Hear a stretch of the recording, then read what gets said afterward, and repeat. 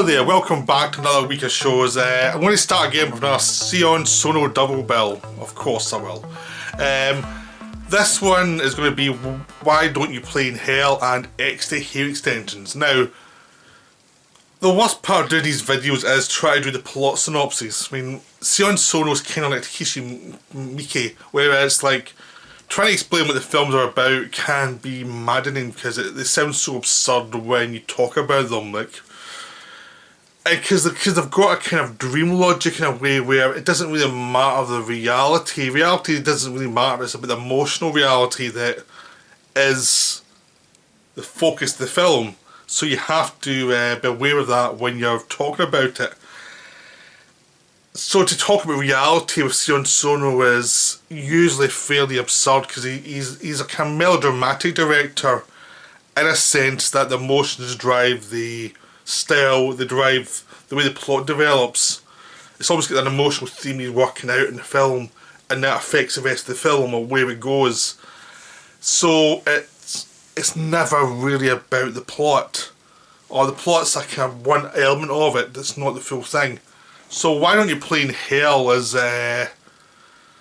it's absurd. It's intentionally absurd. It's all about how we see movies and how we see movies as almost an emotional salvation for our lives, whether it be as filmmakers or as subjects, or how we look at films within our lives as something as a fantasy release from our lives. So it's all about that, and it's all about how the genres are infect us and develop around about us, and it's a beautiful film, but it's complicated. And this one is intentionally humorous, intentionally absurd.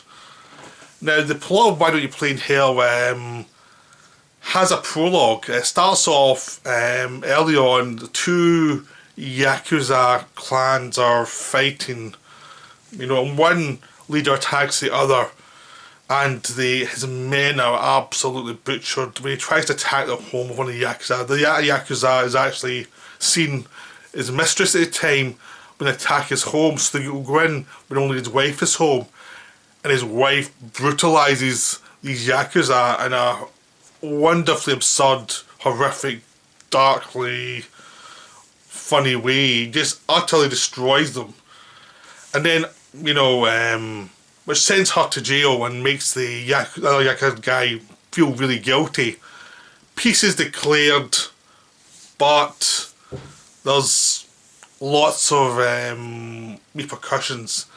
One of the guys that went to attack the Yakuza home becomes the leader of the other gang, but during the time of the attack, when he was wounded, he met the daughter of the Yakuza leader, and she talked to him as like a 8-year-old girl, just yapping to him, clueless.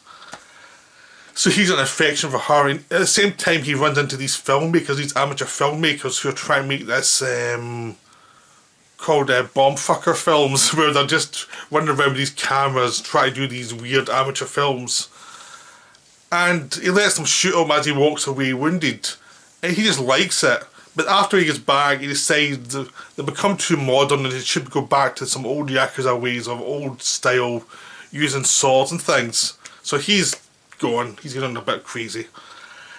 So we jump forward. The innocent little girl was now a pesky 18-year-old who is spoiled rotten but ignored by her father, because her father's in love with her mother and he's guilty, and she's acting out and she's trying to do things. She's trying to find a reality for herself ultimately. She's trying to find someone worthy of her attention. She's not finding people to be not as good as she wishes they would be. So she's causing havoc, and her own father's having to kidnap her and tie her up to keep her from running away and causing more havoc. And of course she always escapes because at this time a Yakuza war starts between the two Yakuza clans again, and she's in the middle of it and she's causing havoc, and he's promised his wife who's going out of jail, the Yakuza guy whose wife went to jail after killing those attackers, she's out of jail, and he's promised her that the daughter's going to be a star in a movie. and she keeps on getting fired from it because she thinks she's contemptuous of the movies. She thinks it's useless, the things she's doing, and she hates them. And you know, it's typical teen reaction, but there's actually a logic to what she's doing. Like, she just can see through the compromising. She doesn't like it, and she acts like a teenager about it. At the same time, these kids who were going to make these big films, these amateur films, have stalled and are still making the same idiot films they did before, and no one's interested in them anymore. It was cute when they were kids, but now they're grown up and they're all kind of late 20s, are overweight and have not done much with their lives. It's now kind of sad, and they're kind of in a kind of post-youth depression, and everyone's kind of thinking they've got a movie star, or they've got a movie star in their eyes who has had enough of them, who's sick of starring their films and going nowhere. And this melange of all these characters slowly build towards this crazy idea of making a film, you know, of the gang war. And that's when it gets utterly crazy, because this guy who gets caught up in the whole craziness as an innocent bystander, falls in love with the girl, and will do anything to be worthy of her. He ends up getting misidentified as a film director when he's not, but he finds out the name of the guys who do those amateur films, brings them in, some of them have a big budget, and they've got all these cameras, and they're going to shoot the Yakuza war, you know, the conclusion of this war that's been brewing for years, which leads to one of the most bloody, excessive fights in cinema history, where they have to stop every so often to pose for the camera and then go back to murdering one another. It's a wonderful film. The whole film is just nuts. And the whole idea is, these people are, why don't you play in hell, is it's a hellhole they're in, but they do have a sense of play to it, and they're playing a role. But it's, what is the role to them? Does it mean anything, or is it just a sign of going insane? What kind of role are they actually playing, and how is these genres and these conventions affected the way they see the world, and how they see the world, and how their expectations of the world are? Because everyone seems to be trapped in this idea of creating a legend for themselves. Just the same way before, 100 years past, people would write stories about someone who did a great deed, when I'm sure there was a lot of delusion there as well, if not just outright fiction. It becomes, how does that affect the modern world, and how does the idea of fiction affect the modern world? Well, how it affects is it makes everyone crazy. These people should be dealing with business, but instead they're dealing with their neuroses. And both Yakuza clans have a kind of cult-like feel to them, because they're both in awe of their leaders, who are kind of their directors, who are telling them to do this, do that. A lot of time what they're telling them to do is utterly insane, but they still do it, and they all go to hell for their leaders, and the two leaders will go at it at the end, and they absolutely murder tons of people, and it's a total bloodbath. I mean, I described it when I finished watching it to someone as basically a John Woo film made as an Ed Wood movie. Like an Ed Wood, like the Tim Burton Ed Wood. It's like that combined with a John Woo movie. So you've got all these action beats, but you've also got this director who's so into it that he can't step back. Because the director of the film ultimately is a kid who was doing all these other all these little amateur films. He's finally got a budget to make one pure film, and he's so into it. He knows completely reality and the fact that he's going to die. There's no way he's going to do this alive. And all his friends are going to die, but he's so into it. And all the Yakuza are so into it. They're on into their own cult-like status of being the king of this small town. It's like they're delusional. It's like no one cares about the area they're trying to get control over. It's just a forgotten area, but they will go to war to have their dominance of it, and they will kill everybody for that. And it's wonderful. It's a wonderful film about the delusion, about insanity, about the various levels of insanity that people have, and how it mixes with fiction, how people fictionalise their own lives all the time to try and create some sort of reality that'll keep them going. Because the whole idea is the movie makers have lost their sense of their goal because nothing's worked for them. The Yakuza guys all the Yakuza people have lost their goals because things have gone bad for them. They'll try to find this one pure fix of genius or expression of violence to show they are the guys they said they're going to be. You know, but it's utterly brutal and it's funny as hell because Sono knows that movie violence is movie violence, so he knows it's absurd, so he plays it up and has a lot of fun with it. And some of the gags in this are hilarious. They're very cartoonish, but because Sono's in total control of his tone, they really work and they are wonderful. And this is a highly recommended film. It's very hard to find. I had to buy it Blu-ray and eBay, and it's very difficult to find. Hopefully someone will put out a good Blu-ray of it over here at some point, because it deserves a Blu-ray. It deserves a really good Blu-ray. It deserves a good Region B one. Because I've got the Alamo Draft House Region A one. It looks great. There's nice extras, but it's still fairly bare bones and hard to find. But if you can see it, Why Don't You Play in Hell is wonderful. Now we have Exte. Exte is it's called Hair Extensions. Exte Hair Extensions. This is it's 2006 it was made. It's when Sono was still doing stuff like Suicide Club and things like that. He was still a horror director. This is before he made Love Exposure, and he exploded and became a director who could cover a lot more genres and do his own thing, and he wasn't so defined by, you know, staying within one genre. He could, because I think Sono is kind of like Takashi Miike, and he's better when he's floating around, he's doing one genre but he's pulling elements in from another genre to play them off each other and do his own thing with them.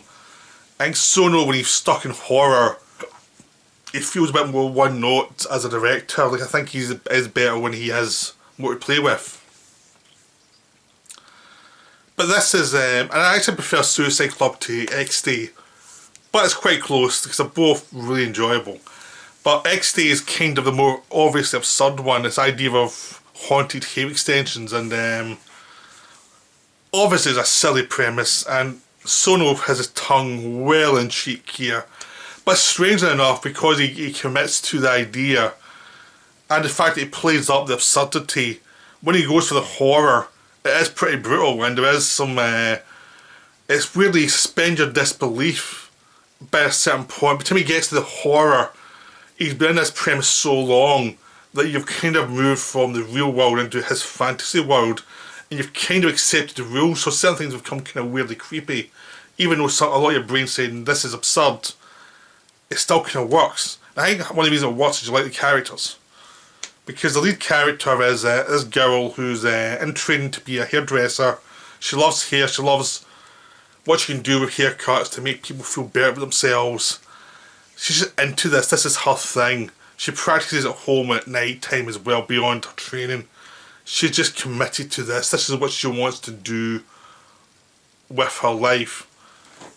And within this world, she's dealing with a sister who is insane, who's very selfish, who has a daughter who's getting abused by the sister, just beaten up and kicked. And the daughter's always been dropped off at the lead characters, and she's having to deal with this mess.